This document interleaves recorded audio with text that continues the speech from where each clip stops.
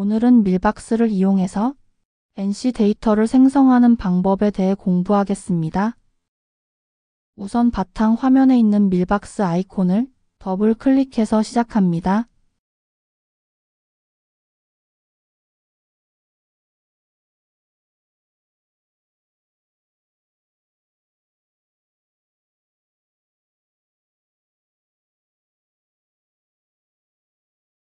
전체 화면이 구동된 상태입니다. 먼저 우측 상단에 있는 새 프로젝트를 클릭합니다.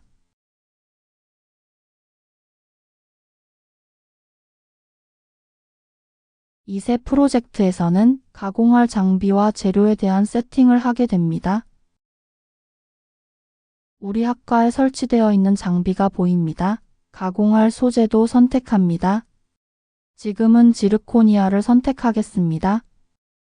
재료 홀더를 확인한 후에 가공기 소재 홀더가 문제 없으면 아래 체크를 누릅니다.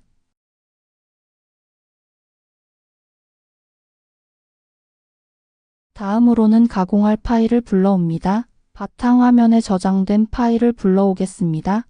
STL로 저장된 파일을 불러오면 됩니다. 클릭을 하면 아래와 같이 브릿지인지 크라운인지 확인할 수 있는 창이 보여지게 됩니다. 지금 이 보철물은 브릿지이기 때문에 잘 선택이 된 것을 확인하고 체크 버튼을 눌러줍니다.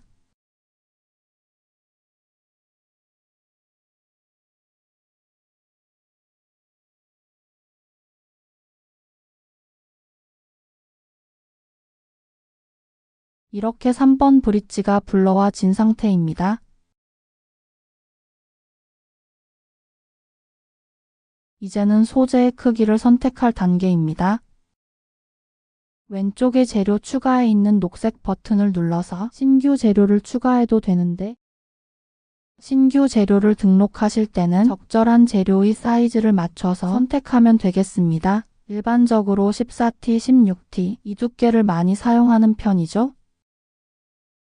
새롭게 재료를 등록하려면 녹색 버튼을 눌러서 추가하고 기존에 저장되어 있는 재료를 꺼내서 쓰려면 오른쪽에 있는 이 숫자 버튼을 눌러 선택하면 됩니다. 3이라고 되어 있는 것은 저장되어 있는 블록이 3개라는 의미이고 1이라고 되어 있는 것은 저장되어 있는 블록이 각각 1개씩 있다는 뜻입니다.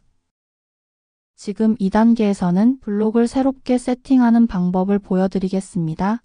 지르코니아에서 가장 중요한 건 바로 확대율 수축률이죠. 지르코니아는 블럭마다 각각 고유의 확대율을 갖고 있기 때문에 그 확대율 데이터를 반드시 정확하게 입력해야 합니다. 그리고 저장할 블록의 이름을 선택을 해주면 되는데요. 한글 같은 경우에는 인식이 잘 되지 않기 때문에 이대로 저장을 하게 되면 저장이 되지 않는다라는 문구가 뜹니다. 따라서 가급적이면 숫자나 영어로 이름을 입력합니다.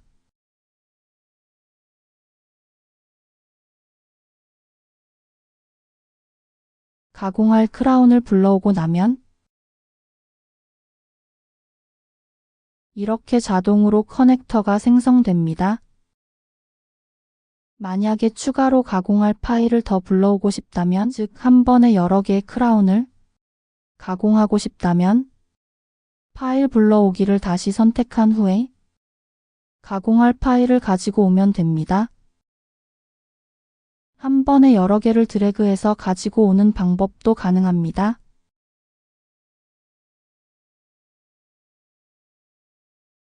이 파일도 마찬가지로 커넥터가 자동으로 붙여진 상태입니다. 커넥터 수정은 다음 단계에서 하는 걸로 하고요. 자리 배치를 먼저 하도록 하겠습니다.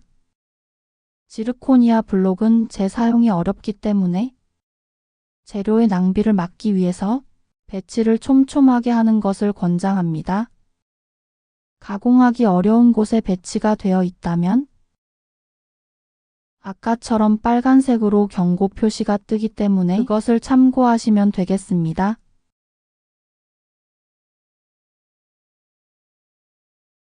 지금 여기에 보이는 이런 회색 부분들은 언더컷 영역으로 가공이 좀 덜 될 수도 있음을 색깔로 표시해서 알려주고 있습니다. 교환면, 내면 전체적으로 다 골고루 확인해 주세요.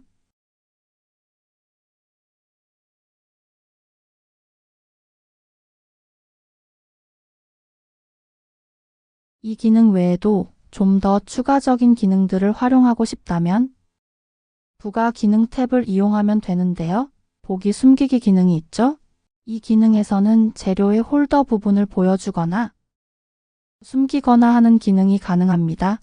가공기에서 어느 방향으로 어떻게 깎일지 잘 모르겠다면 이 재료 홀더를 보이도록 해서 확인해 주면 됩니다. 반면 재료 홀더로 인해 가려지는 부분들이 발생할 수 있기 때문에 이것이 불편하다면 재료 홀더 보여주기를 꺼주시고 나가기 눌러주면 이렇게 숨겨지게 됩니다.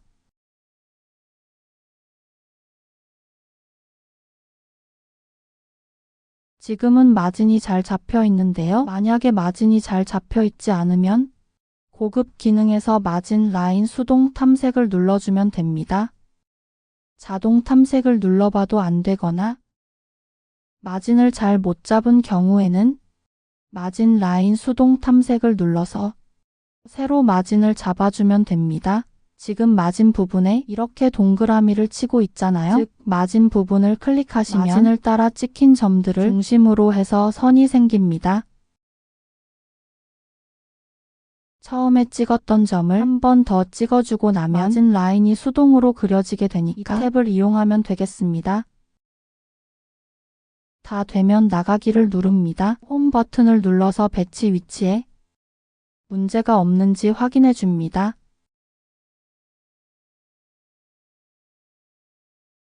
다음으로는 커넥터 설정하는 방법입니다. 기본적으로 어느 정도 잘 잡혀 있긴 하지만 수동으로 수정이 필요한 단계에서 할 수 있는 작업 과정입니다.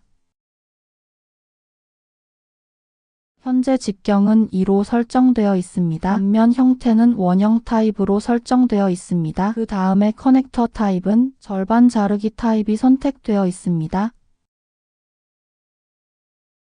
커넥터 타입에는 완전 자르기와 자르지 않음도 있는데 완전 자르기를 해버리면 가공 과정에서 뚝 떨어져 버리겠죠. 그래서 이런 크라운, 브릿지 경우에서는 절반 자르기 정도만 사용합니다. 만약에 자동 설정된 커넥터를 수정하고 싶다면 2단계에서 수정할 수 있습니다.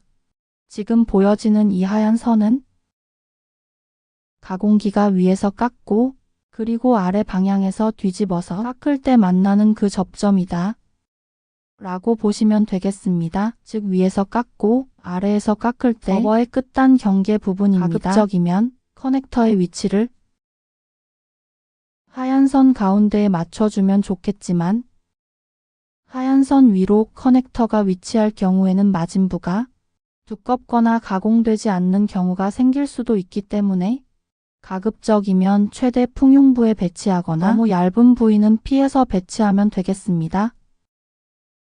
지금 이 경우도 이 커넥터 밑부분에 이렇게 언더컷이 생긴 거 보이시죠? 이런 부분은 깎여지지 못하는 부분이기 때문에 가급적이면 조금 더 내려서 배치를 해주시면 가공이 유리하게 나올 거라고 보여집니다.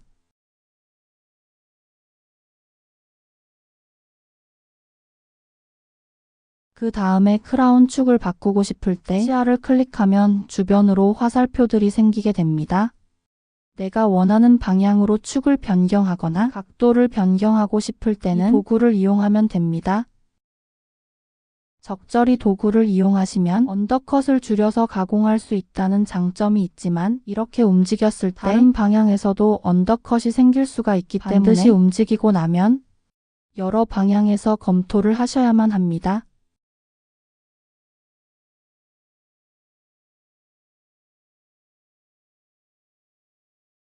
배치가 완벽하게 끝나고 나면 계산 시작 버튼을 눌러줍니다. 계산 시작 버튼을 누르고 나면 NC 데이터가 생성됩니다. 더 정교하게 가공하고 싶다면 여기에서 선택을 해주시면 되는데 지금은 기본 설정으로 하겠습니다. 저장할 재료명을 입력하고 확인 버튼을 누르면 계산이 끝나고 난 이후에 가공 영역이 포함된 파일이 저장됩니다. 그러면 가공되고 남은 부분을 다시 활용할 수가 있기 때문에 추후 남은 부분을 다시 쓸 경우에는 재료 선택에서 저장된 블럭을 불러오면 됩니다. NC 데이터 생성까지는 시간이 조금 걸리기 때문에 잠시 기다렸다가 100%로 계산이 완료되면 최종 확인하면 되겠습니다.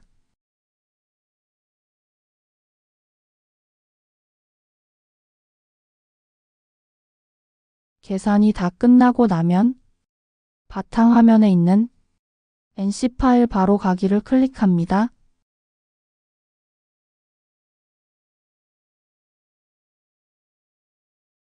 저장한 날짜와 시간이 보입니다.